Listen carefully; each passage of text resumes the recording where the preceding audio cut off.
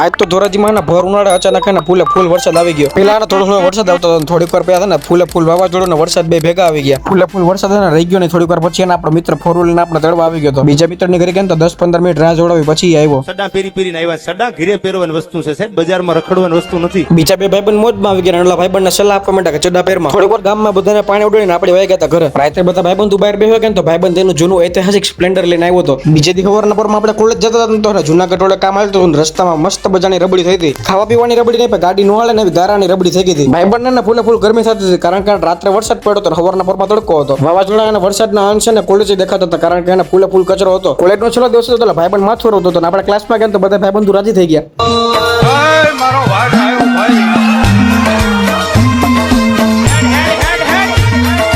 કોલેજથી છૂટી ગયા વળતા ભાઈબંધને તડકો ન લાગે ને એટલે ગાડી મને હકવા દઈ દીધી. બપોર પછી મેં બધા ભાઈબંધો નીકળી ગયા એક રીલ શૂટ કરવા માટે. રીલ શૂટ થઈ ગઈ ને અપલોડ થઈ ગઈ. નો જેવું તો જોતા આવજો. હવે બધા ભાઈબંધો ખીચા હળવા કરવા જોઈએ, કારણ કે એને એક ખૂટો પેટ્રોલનો રહ્યો હવે. પેટ્રોલનો ભલે એક ખૂટો રહ્યો, રોલાનો ઘટવા જાય. જો ચશ્મા ચડાવી લીધા. રાત્રે આપણે કહેતા હનુમાનવાડીએ દર્શન કરવાના. હનુમાનવાડીએ તો ને ફૂલે ફૂલ વરસાદ આવી ગયો હતો. તમે બધા બ્લોગ ખાલી જોઈ લ્યો, ફોલો કરતા બધા ફોલો કરી નાખો. મળીએ બધાને કાલે. જય શ્રી રામ.